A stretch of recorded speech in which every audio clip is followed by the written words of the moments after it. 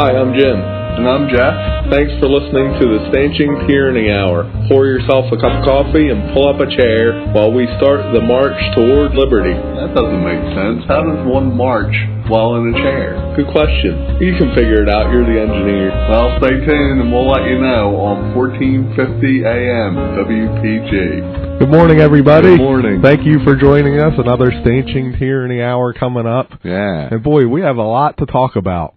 So we have to ask everybody a favor. We're not going to take any phone calls today. Yeah, we have a lot to cover. We have a lot to cover. And I have a frog in my throat. Jeff does have a frog in his throat. Yeah, so we'll help out. We also have a visitor here with us, our good friend Jerry Johnson from Ohio. Mm-hmm. Drove all this way just to be with us today. Right. All right. Well, that wasn't the only reason, but he is here with us. That's a pretty good reason. Yeah, that is. I can't think of a better reason. Yeah, definitely. Yeah. So what we're going to do is we're going to get right into it. Yeah. All right. So last week we were talking about some things, but there was some news breaking while we were on the air. That's pretty cool. Yeah.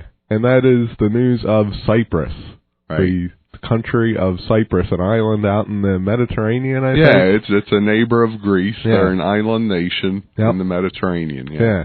And they're having some trouble there. So they have a couple of banks. Say that again.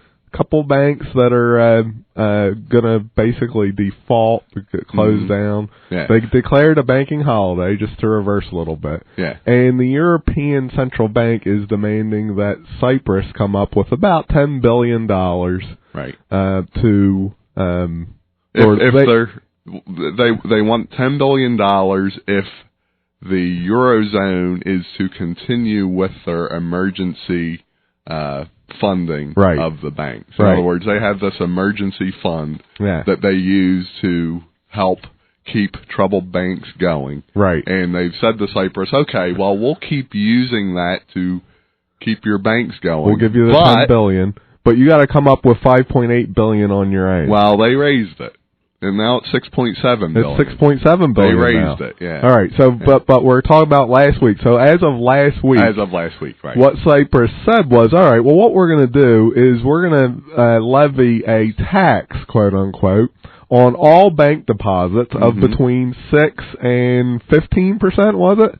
Yeah. Or 10%? It's somewhere like that. Yeah. So they're just going to take out their money. Yeah, and it had to do with the amount of the deposit on hand. You know, exactly. If it was a lower amount, you had a lower amount taken. Isn't that nice? Right. And if you had over such and such an amount, you had the higher percentage taken. So they declared a bank holiday, and what that means, basically, listeners, it's like Christmas. Yeah, they closed the banks. Not quite like Christmas. Oh. Yeah, they closed the banks. Now, the banks were supposed to reopen this past Tuesday, until they didn't, because they left them closed because the deal kind of fell through and this and that. So then they were going to reopen Thursday. That is, of course, until they didn't reopen on Thursday. Right. And now they're supposed to reopen next Tuesday. All right. Now, listeners, what this means is you cannot write checks because no one in their right mind would take a check. Right. You cannot use your credit cards. Debit cards. You cannot use your debit cards. Right. The only means of transaction is to use cash. And how do you get said cash? Well, you get them from the ATMs. Right. And what's the problem with that? Well, the problem with the ATMs is they only hold a certain amount of money. Right. Right. And have you seen the pictures? There's pictures online. People just go online and search Cyprus ATM lines. Right. And it's the longest lines at ATMs you've ever wanted to see. So let me backtrack. The whole reason that this is happening is because of the Greek debt situation. Yes, Cyprus owns a lot of Greek debt, and everybody knows Greek is broke. Greece. Right? Greeks live in Greece. Did I say Greek is broke? You said Greek is broke. That's kind of funny. That is kind of funny. Well, anyway, they're broke, and so the Cyprus banks are stuck holding the bag on this bad debt. Right. And so that's why they need the bailout. Yeah. Now, you know, when your bank declares a holiday from Saturday, which was actually, they declared it Friday night, right? Right. After everybody got their pay and put it in the banks, right? Yeah. Then they announced this holiday. Well, but keep in mind, Monday was a national holiday in Cyprus anyway. Right. So they were really crossing their fingers. So maybe you were a little inconvenienced and a little annoyed. Right. So then Tuesday comes around, banks are supposed to open back up. They don't. Then they say Thursday. So, all right, Thursday, this is getting kind of old. I'm getting pretty annoyed now. So Thursday comes around. Yeah.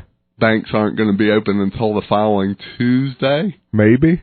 That's when the riots start. Yeah, that's when the trouble really begins. So it's about 4 days. So when you have a bank holiday, figure about 4 days.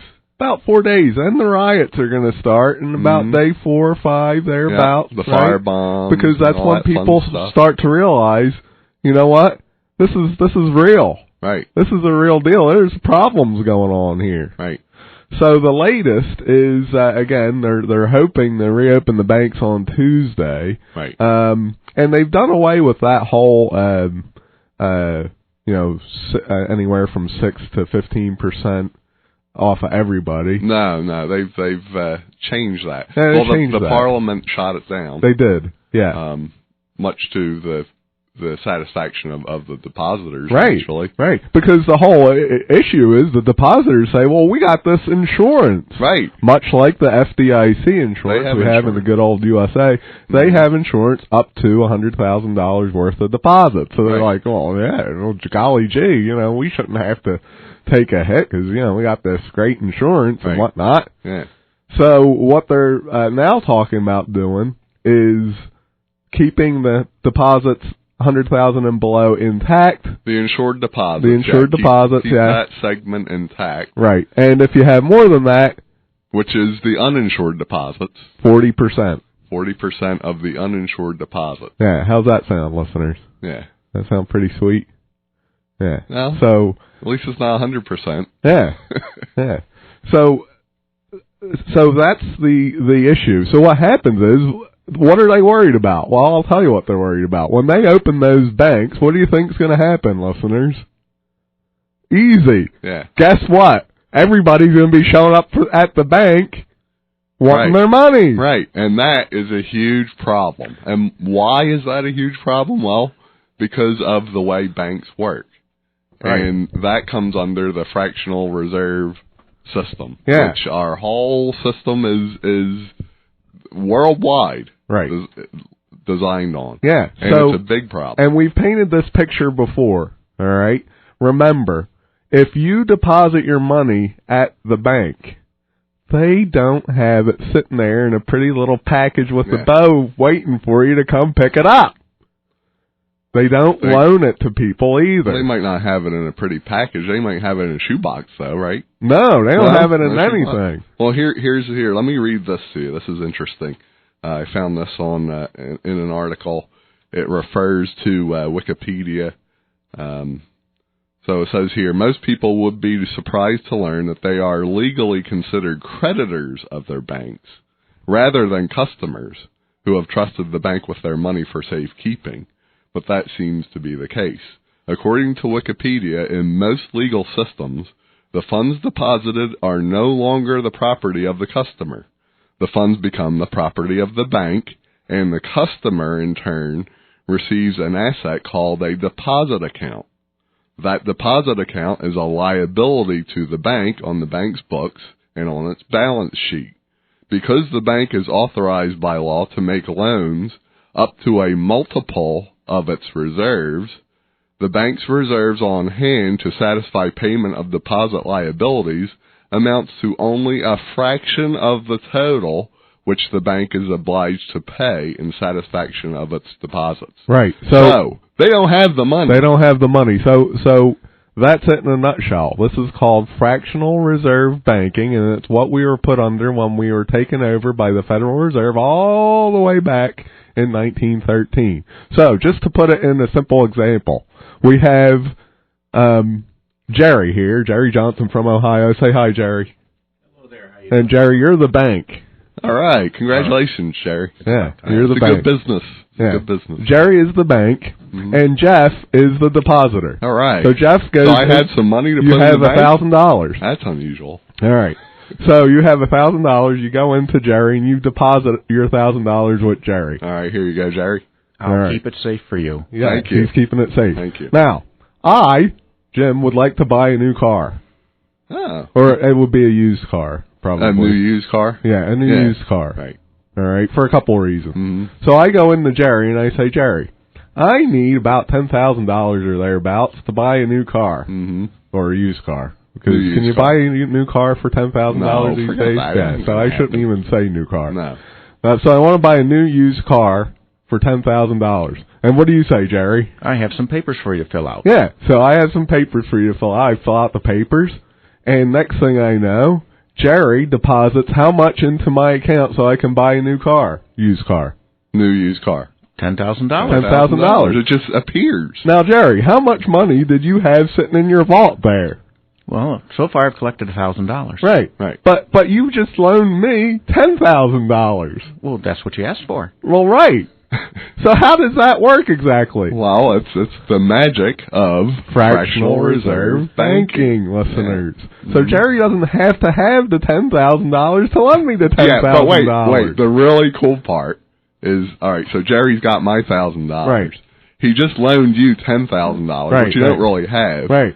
But how much do you have to pay back? $10,000 to Jerry. Plus interest. So he just created this money in your account with a keystroke. Yeah. Didn't have it. Right. But you're paying him back with real dollars. With real dollars that I have to bust my hump to make every darn day. The $10,000 he gave you was fake. Right. But the $10,000 plus interest you're paying him back is real. Did you ever wonder, listeners, why banks have such nice buildings and furniture and fancy glitz and glats? That's why. Jerry, you're a business genius. You are a genius. I didn't know you had it in you.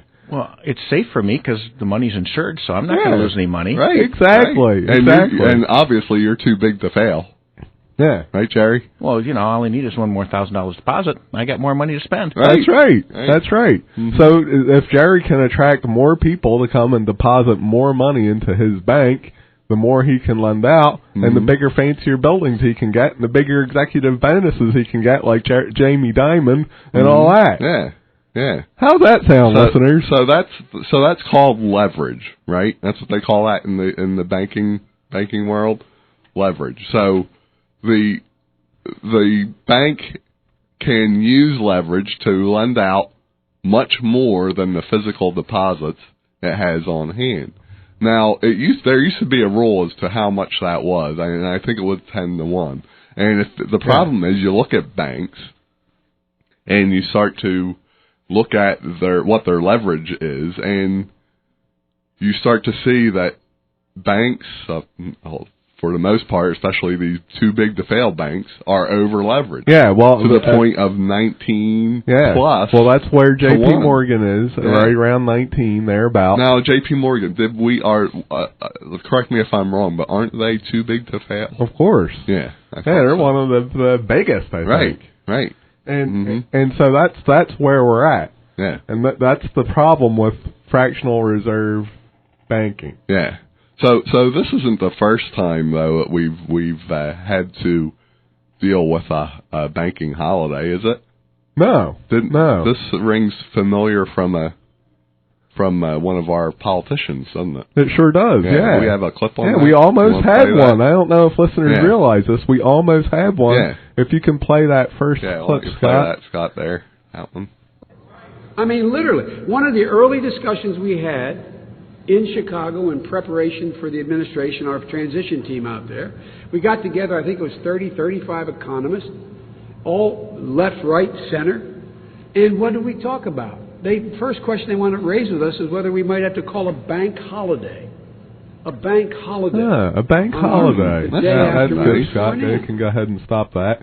Yeah. But bank and John holiday. Corzine standing there next to him, nodding his head. Yeah. Mm-hmm. You know, remember John Corzine, right? Well, of course we do here in New Jersey. We remember we do. John Corzine, and he's most famous now for bilking, depositors of MS Global of their what deposits. Yeah.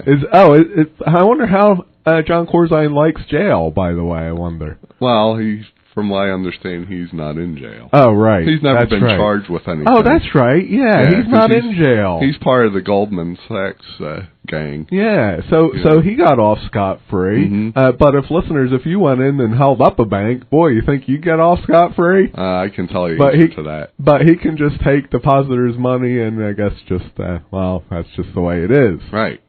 Yeah. Right? And he's the protected class. That's correct. That's correct. So when we think about this system we have, there's a lot of talk about the Federal Reserve. You know, their 100-year anniversary is this year, and should we have a Federal Reserve? Ron Paul was big on gold-backed money, gold and silver, hard money. He called it. Still is. He's retired, but yeah. And I believe that could be part of the solution. Sure. But we have to remember that any solution that involves fractional reserve banking, no matter what backs the currency, is a problem. Yeah. Yeah, and this has been going on for so long. I mean, Benjamin Franklin, hold on, let me grab my notes here. Benjamin Franklin said, and I quote, "The refusal of King George III to allow the colonies to operate on an honest money system which freed ordinary men from the clutches of the money manipulators was probably the prime cause of the revolution." Now, why would he say that? It's because the colonies were forced to deal with the Central Bank of England. Yeah, and understand, this is why just simply having a fractional reserve system with hard asset-backed money isn't the solution. Because what happened back then was the colonists used what was known as colonial scrip. They created their own money. The colonial government created this money. They spent it into the economy at a fixed amount. You know, they created however much, $1 million or whatever it was. And that was the money supply, right? So everything would balance out because they didn't increase it. They had to have hearings and that sort of thing to decide to increase it. And that's kept a level, stable economy. The problem was that the King of England said, yeah, that's all great and all, that's terrific, but see, we want our taxes paid in gold. Right. And that's going on right now. Right. I mean, we're seeing the central banks starting to buy back gold. And why is that? Well, it's simple, because the writing's on the wall, listeners. They see what's happening. Yeah. And they know that they got to return to hard assets. Yeah. Now, one of the things that they're talking about is the what are they called? Special drawing rights. Yeah. And China's pushing for that. Yeah. So special drawing rights, just a little bit of what that is a basket of currencies. Right. All right. So it's a little bit of dollar, it's a little bit of yen, it's a little bit of British sterling, whatever it is, all mixed up into one happy package, and they call the output of that package a special drawing right. All right. How did they come up with that name? Yeah, well, it's these pointy heads. We're plagued by pointy heads, and we just listen to one chortle and come up with these highfalutin ideas, and we just go along. We just go on because we say, oh, well, he went to Harvard and all that, so he must know what he's talking about. Baloney. Yeah, we're such good slaves. We are. So anyway, China is saying, the special drawing rights are going to be redefined in 2015. Keep an eye on 2015, listeners, please. Yeah, they're having a conference, G20 conference in September of this year, which will... they'll start painting the way for that move in 2015. Yeah. We're on our way to a world currency. We are. Yeah, it's coming. And it could very well have a gold component baked into it. Now, the problem again with that is if it's a fractional reserve system, right, and you go to Jerry's bank, right, Jerry, Jeff goes to your bank and he puts in $1,000, right? And better yet, he gives you $1,000 worth of gold, and he deposits it with your bank, right? So now I have proof I got money. Yeah. So then I come in and I still want my new used car. Right. Right? And you get the paperwork all together so that you can give me the money, you deposit the money into my account. The only difference is, though, Jerry, this time you put a little clause in my loan paperwork that says that if you say so, you want the money paid back in what? Gold.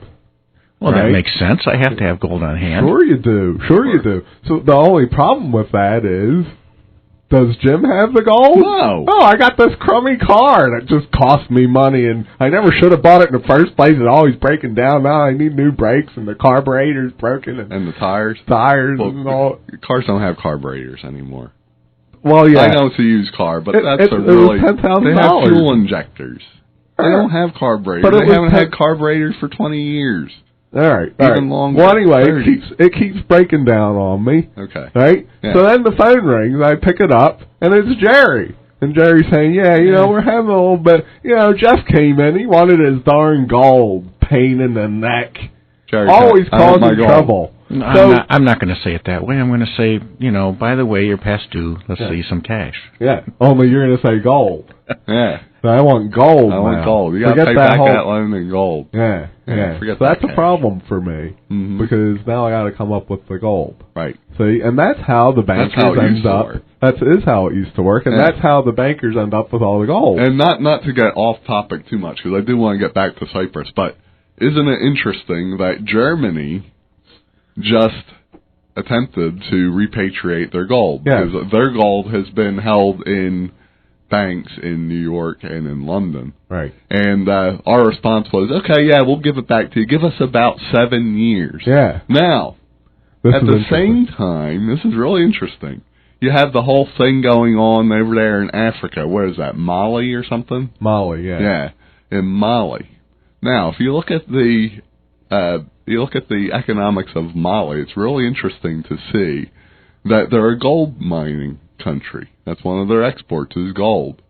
And if you look at their historical output of gold, 7 years of that rate of production would completely pay back the German gold. You're not saying that we would invade Mali to take their gold so we can give it to the Germans, are you?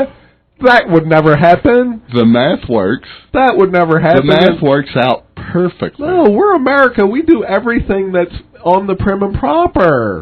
We're the greatest country on earth, remember? That's right. We would never do anything wrong like that. No. Our politicians are only looking out for us. Right. Doing the people's work. Yeah, it wouldn't have anything to do with the power of the central bank. No. Yeah. It never would. No. The central bank is good. They keep the economy stable. They're probably really just there to spread democracy. That's It's right. got nothing to do with the gold and the fact that Germany asked for their gold back and 7 years of output from Mali would pay back that gold to Germany at the exact time, in the exact time frame that they asked for it. You're just crazy. That's just ridiculous. You're just crazy. It's all about Al-Qaeda. Al-Qaeda. They hate us because we're free. That's right, they do. Yeah. They hate us because we're free, Jerry.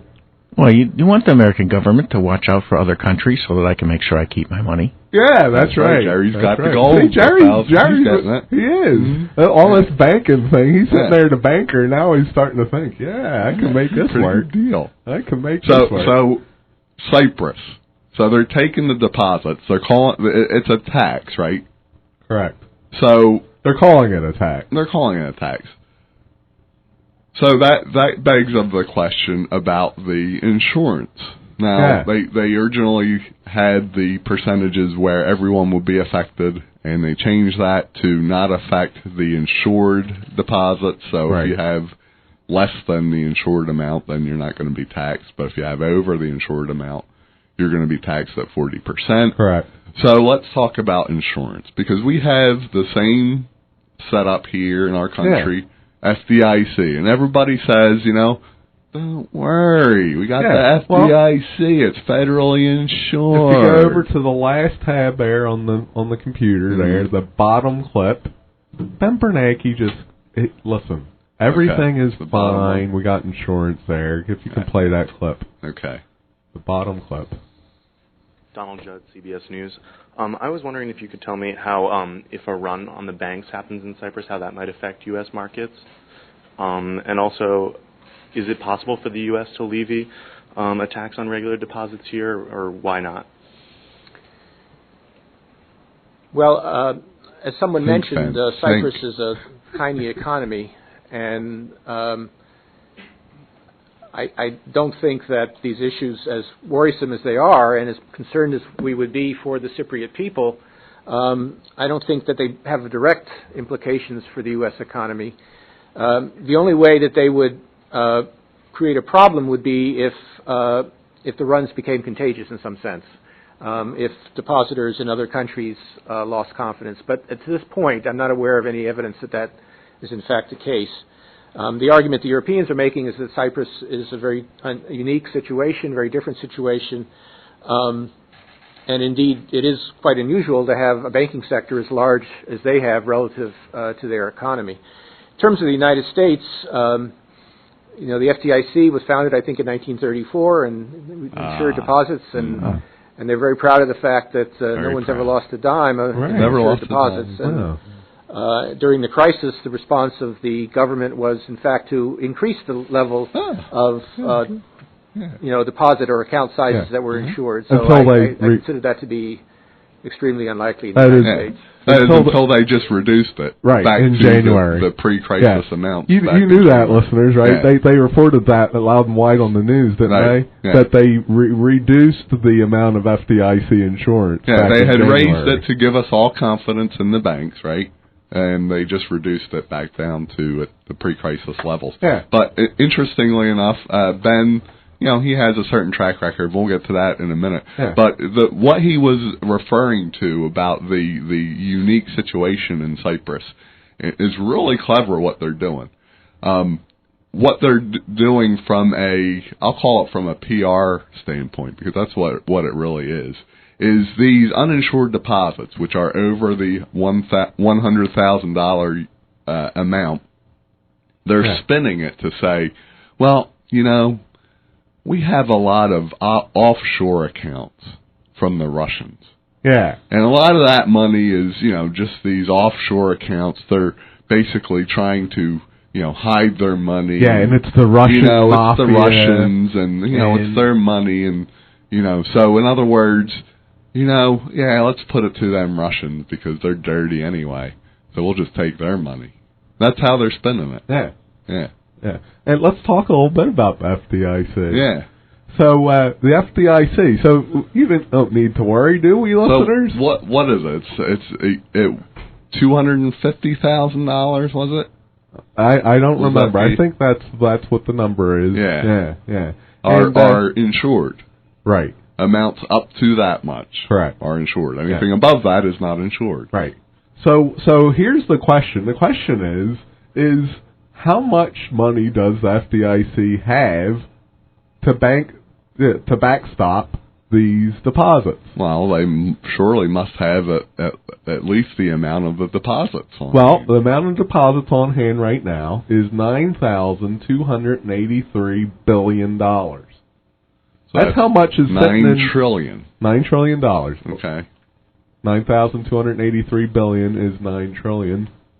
Right. Right? Yeah. That's how much is in the banks on deposit as we speak in the US of A. Right. All right. So how much does the FDIC have in reserves to backstop that $9,283 billion that are currently sitting in U.S. banks? 9,283 billion. Right. Well, that would be nice.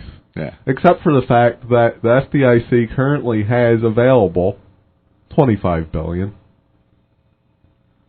$25 billion. So what's that percentage? That's it's very small. I have this bar chart here that shows you. That's a big bar there, that one.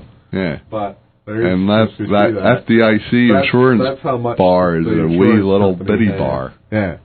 And the deposit bar is a really big bar. Yeah. So should we be entirely comfortable with this idea of FDIC insurance? Well, Ben Bernanke says, we've never lost a dime. That's what he said. True. He just said that. That's true. He has said that. Yeah. And he has a track record, doesn't he? He has a track record. Mm-hmm. Well, let's see what he has to say. The clip above that clip about what he thinks might happen regarding what's going on here in Cyprus. Okay. I don't think that the impact has been enormous. I mean, I think it's something we're paying attention to. We hope that the Europeans will come up with an efficient and equitable solution. We are monitoring very carefully, but at this point, we're not seeing a major risk to the U.S. financial system or the U.S. economy. Yeah, there's nothing to worry about. Good. Right? That makes you feel better. Yeah. So that's what Ben Bernanke said about this whole Cyprus thing. Listen, everything's just fine. Mm-hmm. Don't you worry about it. We got it all under control. We got the FDIC. We got Harvard degrees and whatnot. And so, therefore, everything must be great. What do you think, Jerry? Well, I'm listening to all this, and I'm thinking, if the Parliament's trying to decide what to do in Cyprus, and we've got the FDIC to protect us, who's in charge of the FDIC? Who tells the FDIC what they have to do for us? That's a good question. My bet is, guess who? Right. The central banks. Mm-hmm. Right? Yeah. The banks. Yeah. Because remember, the Federal Reserve Bank is not federal. It's a private bank. They call the shots. That's why everybody's interested in what Ben Bernanke has to say. He's the boss. Yeah, and it's been said. I heard this clip. I think it was last week of Paul Volcker talking to somebody, and it was regarding an election back when he was Federal Reserve chairman, and they were basically saying, "Oh, but such and such was elected," and he's like, "Listen, it doesn't matter. Right. They both work for us." Right. That's what he said. Yeah. Mm-hmm. Yeah, and so that makes the point. They won't lose the money. The central banks will not lose. Right. They always win. Happen. They always win. Right. Right. And this goes way, way back. We won't get into that now. But I found the percentage. It has a long history. By the way, I found the percentage of what percentage of U.S. deposits does the FDIC actually have on hand? Okay, good. Yeah. In the event of a banking crisis. What is that? It is, let's see, 45 basis points. Now, a basis point is 1/100th of 1%.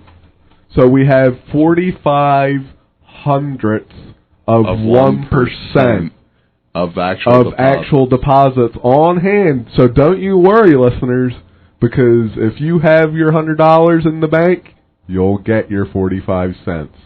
That's all right. Good. So don't you worry. Yeah. You'll get your 45 cents to cover every $100. That's right. That's right. So it won't go to zero. So sleep good tonight, listeners, because the government's looking out for you. Yeah.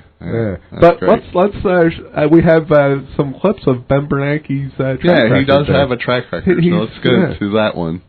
Yeah. Ben Bernanke. Our assessment is that there's not much indication at this point that subprime mortgage issues have spread into the broader mortgage market, which still seems to be healthy, and the lending side of that still seems to be healthy. Yeah. Right. Yeah, you could stop that. So that was back in 2007. Yeah. And then a year later, what happened? Yeah. We all know what happened. The big crisis and the banking failures, Bear Stearns, and all that good stuff. So should we feel rest assured that Ben Bernanke's saying, that's previous, that's no big deal. Right.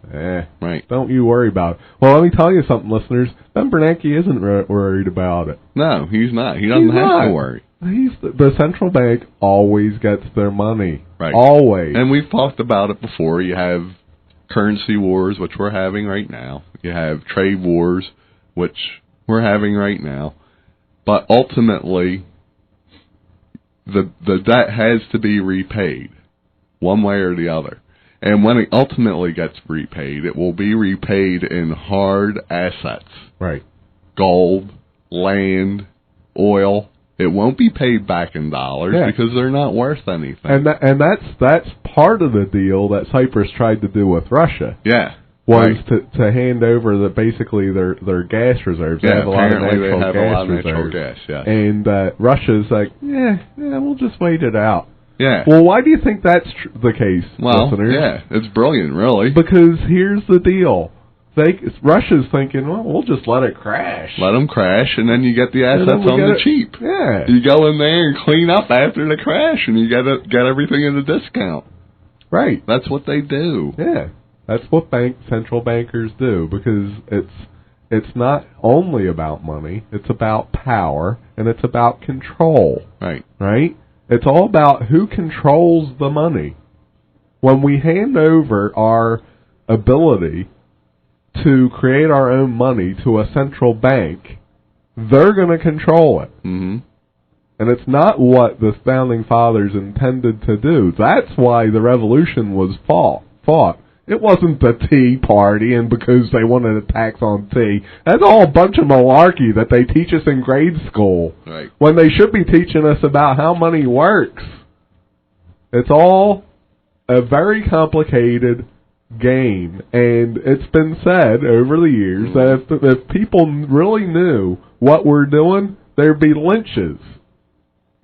And that's the case for the central banks, and that's the case for the politicians, because they know. They're all in on it. All in on it, yeah. They're bought and paid for by these central banks and the banks that back the central banks, and it's a worldwide thing going on. Right, right. The famous Nathan Rothschild quote. Yeah. He said, he admitted, he cares not who is elected to run the country. As long as he controls the money, it doesn't matter who runs the country. Right. Otto von Bismarck, the Chancellor of Germany, back when the Civil War was going on, said, the division of the United States into federations of equal force was decided long before the Civil War by the high financial powers of Europe.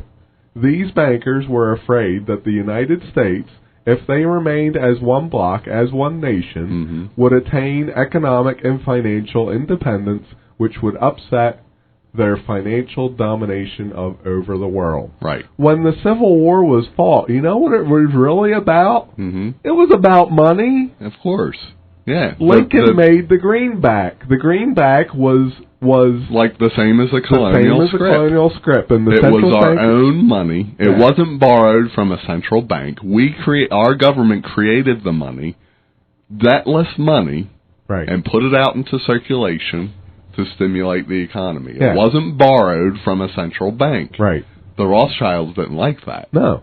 The Rothschilds made the Civil War happen. Yeah. And did you know that, listeners, that the Civil War was more or less a world war? Did you know that we had English troops at the border of Canada ready to invade? Did you know that we had French troops at the southern border bordering Mexico ready to invade? Why?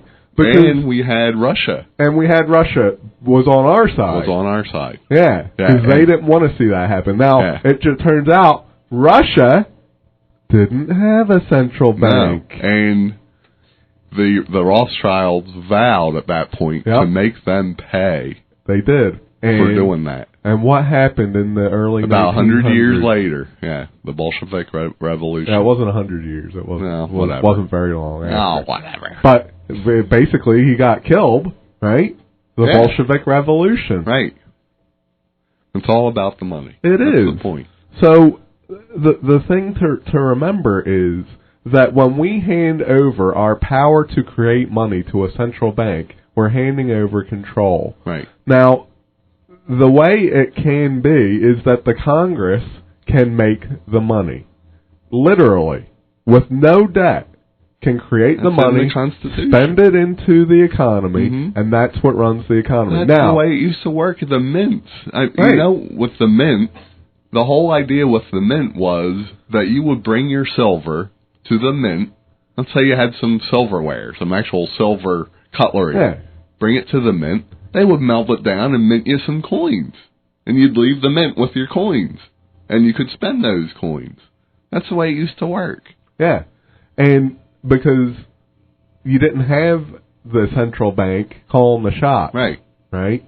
Now, the thing to remember is that because the Congress has the authority to make money, the biggest opponents against it are going to say, well, if Congress makes the money, they're going to just spend willy-nilly like crazy. Yeah. Oh, that has got to be about the dumbest objection I've ever seen. Have you looked at the news at all recently?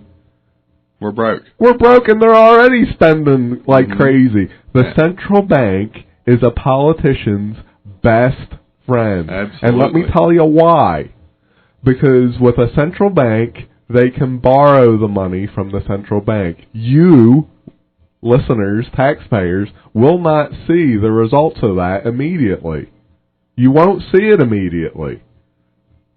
Where if they had constitutionally created money, where they make a set amount of money each year they create, and each year they need to set that amount of how much money is going to be in circulation, the only way they can get money to do the junk that they want to do, I almost said something else, that they want to do is how?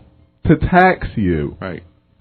Now, if everything that they wanted to do resulted in a tax from you, do you think they would have the ability to spend as much money as they are today? Because we would say no. Right. That's enough taxes. Right. That's enough of the taxes. We're not giving you any more. You gotta get stuff under control, and they can't create more. Right, because they can't. Right. They're unable to because that's what the law is. Right, but they can borrow as much as they want. That's what they do and that's now. What we do. That's so why they have they've the shirked central their bank. responsibility. Yeah, and handed it over to a central bank who says, "Yeah, we'll give you whatever you want." And basically, they got a sweet deal because the promise to pay is on the backs of the taxpayer.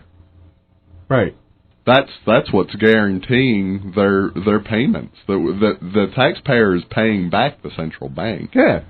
And the central bank knows that the government has the authority to collect taxes. Right. So they say, well, yeah, that's a great deal. Yeah. You have the authority to tax whatever you want from the people. So, yeah, we'll give you as much as you want. So that is part of the whole Civil War. Had much about money to do with it. And, again, quoting German Chancellor Otto von Bismarck, said, "The death of Lincoln was a disaster for Christendom. There was no man in the United States great enough to wear his boots. I fear that foreign bankers, with their craftiness and tortuous tricks, will entirely control the exuberant riches of America and use it systematically to corrupt modern civilization. They will not hesitate to plunge the whole of Christendom into wars and chaos in order that the earth should become their inheritance." Yeah, and they have ever since. He was right. So what do you think, listeners? Yeah. Do we have a corrupt modern civilization? I would say we do, right? Yeah. We've been at war ever since. Yeah. If you think about it. Yep. Ever since. So the question is, well, what do you do? Right. What do you do if you're out there and shaking your head like we are? What can you do about it? Well, what can you do about it? You have to be aware of it. Number one, right? Really do some research on your own. Read some things.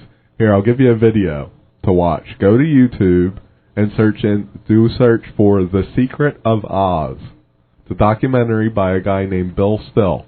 He does a lot of documentaries on monetary history and things like that. It's it's just shy of 2 hours long. It's not as long as the Money Masters, which is about 4 hours. But if you really want to get into it, you can search Money Masters Bill Still and get a really, really good education. The Secret of Oz gets into more of it briefly touches on old history and gets ramped up to modern history relatively quickly. But you can learn a lot from that. Right. And the truth is we have to learn how money works. And the only way that we can combat it, I think, isn't necessarily by electing politicians. No, right? Because they're politicians, they lie. Yeah. Right? They lie to us. They lie right to our faces. Right. So that's not the answer. The answer is It lies in the individual. And Right. we have to start looking at how we can defeat the system by not participating. Yeah. Now, am I saying don't pay taxes? No, of course I'm not saying that. You 'cause don't break the law. You don't break the law. I don't want you to end up in jail, right? But can you not participate in more creative ways? Right, right. Well, one thing that really gets me is, they're holding the interest rates down, right? And they have been for some time, and they claim to be, keeping that policy for at least the next couple of years, right? And so you have to understand what they're doing. They're trying to encourage moral hazard. They're trying to encourage people to go into debt. Right. You have to do the opposite. Don't participate. No. When they're encouraging you to go into debt because they say, oh, well, rates are at historic low. It's Don't time be to tempted. do the opposite. It's time to do the opposite. Yeah. Don't go into debt. Yeah. Right? Pay off your debt. Get out of debt.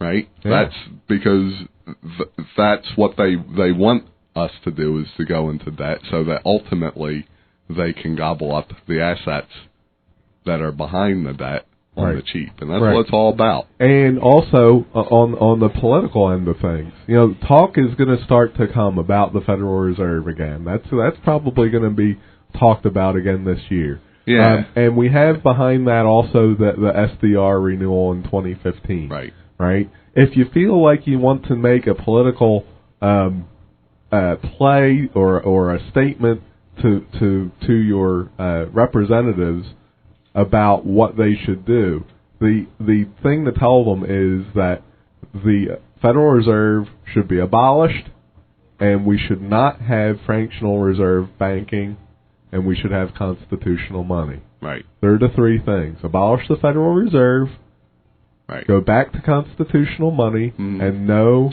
fractional reserve lending. Yeah. So that means that if Jerry wants to lend $10,000, how much does Jerry have to have, in your bank? This stinks for you, Jerry. Sorry to break the news. So, Jerry, if you want to lend me, I come in, I want to borrow $10,000. How much do you have to have in your bank? Well, somebody's going to have to make that rule for me, then I'll have to follow it. Yeah, so Jerry would have to have the $10,000 in his bank. Boy, that would really stink. Wouldn't that stink? Well, I'll just make it easier for you. I'll only loan you $75,000 now. $7,500 now. $7,500 now. Yeah. And I won't give you the $10,000. But you have a good point there, Jerry. Because what are you going to do? You're going to be more careful, aren't you? Yeah. You're going to be more careful about how you lend out your money. And here's what they'll say. Yeah. Here's the argument against it. Right. Oh, it'll send us into a deflationary depression. Right? That's what they'll say. That is what they'll say. Yeah. Well, you know what? It needs to happen. That's not a bad thing. No. Deflation actually stimulates creativity. Because if you're a business and prices are going down and you're competing against decreasing prices, you're forced to figure out how you can deliver your product or service better for cheaper. Right. And that drives innovation. Things like the internet and stuff like that. Yeah. That's the reality of it. But that's one of the arguments we would hear against it. Right. Well, that's true. We've been brainwashed to think that inflation is good, and we've been brainwashed into thinking, the GDP numbers are so important. They're baloney. Yeah, it's baloney. They're baloney, right? But again, the central bank controls the economy, and it does whatever they want it to do. Right. We have to remove that power from their hands. Yeah. We can put the power into the people's hands by having constitutional money. And that's what needs to happen. So the question is, how does this all tie into Cyprus? Right. Well, Cyprus is basically affected by the European Central Bank. Well, they're a member of the European Union. So think of the European Union as the United States of Europe, right? They've all agreed to have one currency, and that's what we have here. Right. We're the United States of America, right? We all agree to defend each other, to use the same currency, and to do business back and forth without restriction. Pretty much the same thing as they did in Europe. That's the agreement. Well, the problem is that here in New Jersey, let's say, if we're broke, we can't print our own money, right? We have to have the Federal Reserve notes. We have to have the United States money. Well, same thing with Cyprus. Cyprus is broke. They can't print their own money. They got to get the euros because they're part of the European Union. Right. And so as a result, the whole of Europe has to bail out, in this case, this little country of Cyprus. Maybe. But they don't have to. Right. Right? Because that's the fallacy. See, the European Central Bank is modeled off of the U.S. Federal Reserve, right, which is modeled off the Bank of England. Right. Right? They're all the same thing. Yeah. So, really, the European Central Bank could just print $10 billion and hand it over to the Cyprus banks that need the money. And bail them out. They could do that. Right. So why aren't they doing that? Yeah. Right? Isn't that the question? Yeah. Well, maybe there's more value in getting those gas reserves and various assets. Apparently, Cyprus is a really nice place to have a vacation, people. Is it? From what I understand, yeah. Okay. So there's a lot of assets there in Cyprus. Real estate. That, golly, I guess gas. the money masters might be looking at thinking, you know, we could get a pretty sweet deal if we just let them go by the wayside. And then they go in and they gobble everything up on it cheap. Yeah. So this idea that the central banks care about you is a false idea. They don't care about you. Well, you know what you are?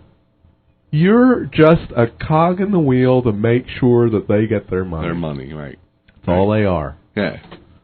And it's a shame, but that's the truth. Right. Because remember, the money was loaned to our government, right? Using a keystroke. Right. It wasn't real money. Yeah. It was just created out of thin air. Right. But it's paid back with real money. Yeah. Wait a minute. Go ahead. Whose real money is it, listeners? Yours. It's your real money. Right. So let's use the example that we were using before, right? Jerry is a bank, but Jerry isn't just any bank. Now Jerry is now the Federal Reserve Bank. He's move up in the world there, Jerry. And Jeff is a depositor, but he's not just any depositor. No. He's a bank. Right. Right? And Jeff goes over to Jerry and says, "Hey, Jerry, I'll deposit $1 million with your Federal Reserve Bank if you'll give me some ownership stake." Mm-hmm. And Jerry says, "Yeah, I'll do that for you." Right? Why? Yeah. Because he can loan out more. And then, so Jeff deposits his $1 million with Jerry, and now they're kind of like partners. And then Jim, now I'm not the guy looking for the car. No. I'm the government. Right. I'm the United States. I'm John McCain, Lindsey Graham, and Barack Obama all wrapped up in the one. And I go to Jerry and I say, Jerry, we'd like to build us some nice roads here in the United Old States. And I could use to borrow about $1 billion. What do you say? I can loan it to you with interest. Yes, you can, can't you, Jerry? And Jerry's not all fired worried about the interest payments. Why? Well, because I went to my citizens and said, citizens, we have a government to run here, and so we're going to tax you. But not only are we going to tax you, but we're going to remove it immediately as you earn it, right from the fruits of your labor. We're going to just take it. Yeah, before you even have your hands on it. So that I can give it to who? To Jerry. And Jerry's like, And Jerry's saying that sounds like some collateral. He's getting his money before the taxpayer even saw it. How's that for collateral, listeners?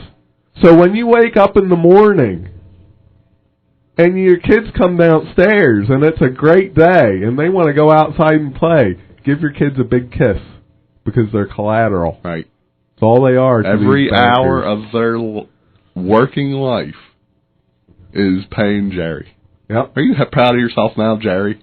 I'm making money. Wow, yeah. I guess that's all that matters. And I'm sorry if that sounds harsh, but that's the truth, right? It is the truth. And you walking down the street and you see somebody you know, wave to them, say, "Hi, collateral."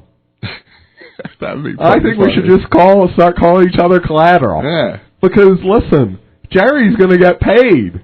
Right. Jerry ain't all fire worry about it. He don't give a rat's patootie what happens to the economy, to be completely honest. Yeah. If you don't get paid with your labor, he'll come in and he'll take your real estate. Yeah. He'll come in and take your deposits right out of your bank account. Because they can do He'll it. come and take your gold. He'll come and take your oil reserves or your mineral reserves or whatever it is. Right. And one way or another, Jerry will be paid. So, don't you worry. Yeah. So when Ben Bernanke tells you everything's just fine, don't believe him. There's a headline that I came across last night. I'm going to read it to you, listeners. You do whatever you want with it. But let me read the headline, and a little bit of this story is on the EU Times. Look it up yourself. EU Times. And its headline, Russian leader warns, get all money out of Western banks now. Western Bank. So who is that, Western Bank? Western is everybody west. Europe, that's the United States. Yeah. Canada, all that. A Ministry of Foreign Affairs urgent bulletin being sent to embassies around the world today is advising both Russian citizens and companies to begin divesting their assets from Western banking and financial institutions, quote, immediately, as Kremlin fears grow that both the European Union and the United States are preparing for the largest theft of private wealth in modern history. According to this urgent bulletin, this warning is being made at the behest of Prime Minister Medvedev, who earlier today warned against the Western banking system's actions against EU member Cyprus. So how do you deal with this? You don't participate. That's how you stanch tyranny. And let's stanch tyranny each and every week. We'll see you next Saturday.